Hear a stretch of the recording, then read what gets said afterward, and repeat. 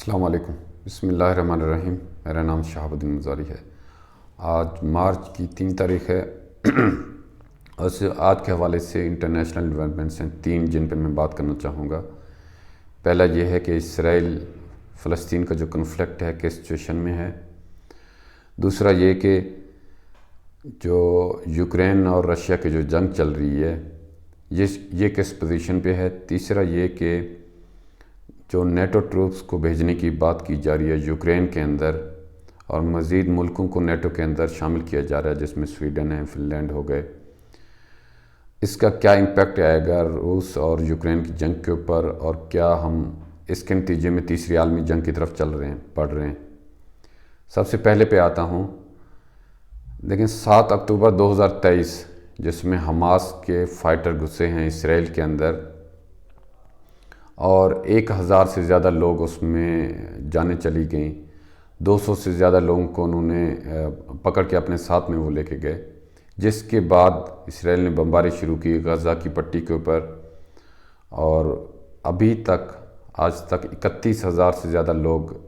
شہید ہو چکے ہیں، مسلمان شہید ہو چکے ہیں۔ اس میں سے 2/3 اکثریت خواتین اور بچوں کی ہے، اور یونائٹڈ نیشن کی ہی رپورٹ ہے کہ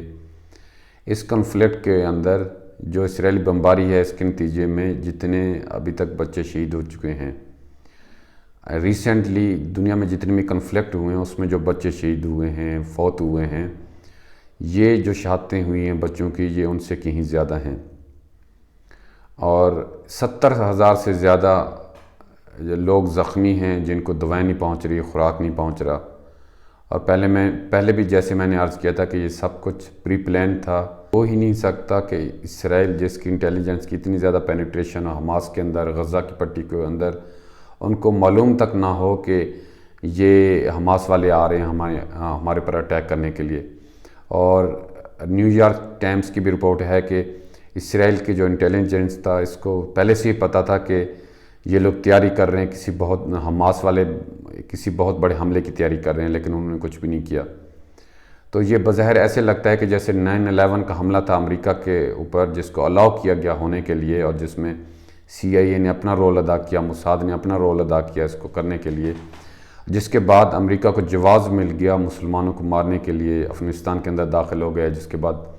عراق کے اندر داخل ہو گئے۔ یہ بظاہر اسی طرح کی ہی ایک کڑی ہے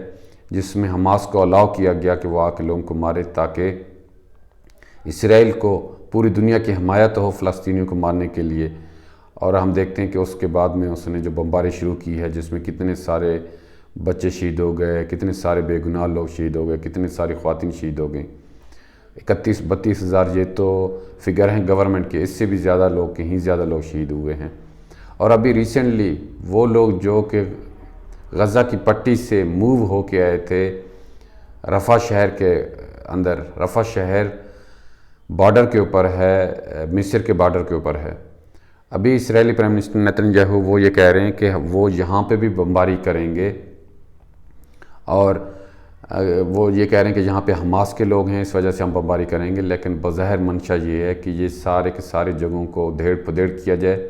اور پھر سے ان کو آباد کیا جائے، اور تھوڑے سے ہو سکتا ہے کہ فلسطینیوں کو یہاں پہ رہنے کی اجازت دی جائے، باقی یہودیوں کو یہاں پہ آباد کیا جائے، پلاننگ یہی ہے،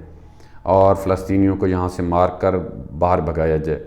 جیسے کہ پہلے انہوں نے مصر کے اس سے بھی یہ بات کی تھی، امریکن نے بھی ان سے یہ بات کی کہ آپ جتنے بھی یہاں فلسطینی ہیں ان کو مصر کے اندر جانے کی اجازت دے دیں تاکہ یہ جگہیں ساری خالی ہو جائیں، جس پہ جو ان کے گورنمنٹ کے لوگ تھے، مصر کے گورنمنٹ کے لوگ تھے، انہوں نے منع کر دیا تھا۔ ابھی دیکھیں کہ پوری دنیا کے لعن طعن کے باوجود پوری دنیا کے جو عام پبلک ہے اس کی اوپینین 80% سے بھی زیادہ لوگوں کی اوپینین ہے کہ فوراً جنگ بدی ہونی چاہیے، لیکن ان کے کانوں پہ جوں نہیں رینگ رہی، اور یہ لوگ مسلسل لوگوں کو شہید پہ شہید کیے جا رہے ہیں اور مسلسل بمباری کر رہے ہیں۔ اور خود دیکھ لیں کہ یورپ کے اندر ان کے گورنمنٹس کے اوپر کتنا پریشر ہے، کتنے سارے سٹیکس ہوئے ہیں وہاں پہ، کتنے سارے احتجاج ہوئے ہیں۔ خود امریکہ کے اندر لاکھوں لوگوں نے احتجاج کیا، اور ہر جگہ پہ بائیڈن کو سامنے انہوں نے یہ بات کی کہ آپ لوگ اسلحہ ان کو دے رہے ہیں اور وہ بچوں کو مار رہے ہیں، لوگوں کو، سویلینز کو مار رہے ہیں، آپ اس کو بند کریں۔ اتنے پریشر ہونے کے باوجود بھی وہ لوگ مسلسل گورنمنٹس کے لوگ ان کی مسلسل اسرائیلی گورنمنٹ کی ہیلپ کر رہے ہیں. تو یہ بات ذہن سے نکال دینی چاہیے کہ پبلک اوپینین کوئی میٹر کرتا ہے. پبلک اوپینین صرف وہاں پہ میٹر کرتا ہے جہاں پہ بڑے حکمران چاہیں کہ ہاں یہاں پہ پبلک اوپینین میٹر کرے, نہیں تو پبلک جو بھی کر لے کچھ بھی نہیں ہو سکتا. دوسری جو بات ہے وہ یہ کہ روس اور یوکرین کی جو جنگ ہے یہ شدت اختیار کرتی جا رہی ہے. ویسے تو یوکرین کافی حد تک کمزور ہو گیا ہے, اور ابھی یورپ کو اپنے لالے پڑ گئے ہیں کہ ایسے نہ ہو کہ روس کا کنٹرول ہو جائے یوکرین کے اوپر اور پھر ہم اگلی باری میں ہوں, ایسے نہ رشیا ہم پہ بھی اٹیک کر دے. اسی وجہ سے یورپ کے کچھ ممالک نے یہ کہنا شروع کر دیا ہے کہ ہمیں نیٹو کے ٹروپس یوکرین کی مدد کے لیے یوکرین کے اندر بھیجنے چاہیے, جس میں میکرون ہیں فرینچ پریزیڈنٹ, اور پہلے فن لینڈ والے تھے, اور وہ یہ یو کے کو بھی یہ ریکویسٹ کر رہے ہیں کہ آپ اپنے میزائل وہاں پہ بھیجیں تاکہ یوکرین ماسکو تک اور رشیا کے اندر تک حملے کر سکیں لانگ رینج جو میزائل ہیں ان کے ذریعے سے. اور امریکہ نے بھی ریسنٹلی یہ کہا ہے کہ ہم آپ کو لانگ رینج میزائل دیں گے اور آپ کو چاہیے کہ آپ رشیا کے اندر تک حملے کریں. نیٹو کے ٹروپس بھیجنے کی جو بات کی ہے میکرون نے بھی کی ہے, ابھی اسٹونیا کے جو پریزیڈنٹ تھا اس نے بھی یہ بات کی ہے, اور لیتھوینیا کے پریزیڈنٹ نے بھی یہ بات کی تھی, جبکہ کچھ اس کے اپوز بھی کر رہے ہیں کہ نہیں ہم ٹروپس جیسے ہی بھیجیں گے یہ براہ راست ٹارگٹ ہوں گے رشیا کا, اور ڈائریکٹ کنفلکٹ کس کے نتیجے میں آ سکتا ہے. رشیا کے پریزیڈنٹ پیوٹن نے بھی یہ بات بار بار کہہ رہے ہیں وہ کہ اگر اس طرح نیٹو نے اس طرح کی حرکت کی تو یہ آمنے سامنے ہم لوگ آ جائیں گے اور دنیا ایک بہت بڑے تباہی کی طرف جا سکتی ہے, نیوکلیر وار کی طرف جا سکتی ہے. بار بار وہ اس طرف اشارہ بھی کر رہے ہیں. نیوکلیر وار جس کا پہلے بھی میں نے عرض کیا تھا کہ جس کا حدیث میں تذکرہ ملحمۃ الکبریٰ کے نام سے ہے, آرمیگڈون کے نام سے ہے, عیسائیوں کے ہاں اس کا تذکرہ, یہ بھی ہمارے سروں پہ کھڑی ہوئی ہے, کوئی بہت زیادہ دور نہیں ہے. کب ہوگی یہ اللہ ہی بہتر جانتے ہیں, لیکن بظاہر جو حالات ہیں, جس طرح روس کے اوپر پریشر ڈالا جا رہا ہے, وہاں پہ فوجیوں بھیجنے کی کوشش کی جا رہی ہے, اور یہ کوشش کی جا رہی ہے کہ کسی نہ کسی طرح نیٹو اور رشیا آمنے سامنے آ جائیں, اور یورپینز یہ جو ہیڈ ہیں ان کا تو یہ خیال ہے کہ ہم 2 دن کے اندر ہی روس کو ختم کر دیں گے تاکہ پرماننٹ طور پہ روس کا جو خطرہ ہمیشہ ہے ہمارے یورپ کے اوپر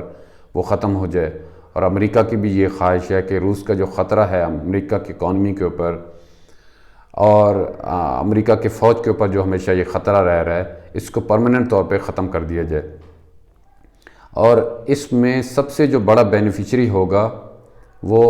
اسرائیل ہوگا. کس طرح اسرائیل ہوگا؟ اسرائیل کی یہ خواہش ہے کہ یہ بڑی جو طاقتیں ہیں یہ ختم ہو جائیں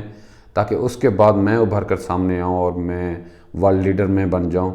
جس کے بعد حدیث میں بھی آتا ہے کہ یا جو یہ دجال نکلے گا اور وہ جروسلم میں بیٹھ کے پوری دنیا پر حکمرانی کی کوشش کرنے گا. تو یہ جو جنگ کے نتیجے میں لوگ جو آ رہے ہیں ان کو آباد کرنے کی کوشش کی جا رہی ہے اسرائیل کے اندر, وہاں سے نیٹو کو ٹروپس کو بھیجنے کی کوشش کی جا رہی ہے یوکرین کے اندر, اور ایک دنیا کو ایک بہت بڑے نیوکلیر وار کی طرف دھکیلا جا رہا ہے. یہ میں نے پہلے بھی عرض کیا, یہ تکون ہیں جس کے 3 حصے ہیں, اسرائیل فلسطین کنفلکٹ, ایک طرف نیٹو کو ٹروپس کا وہاں پہ بھیجنا یوکرین کے اندر, تیسرے کونے پہ کھڑا ہے تیسری عالمی جنگ. یہ تینوں ایک ہی اس میں جا رہے ہیں, سائڈ پہ جا رہے ہیں کہ دنیا ایک بہت بڑے عالمی جنگ کی طرف جا رہی ہے.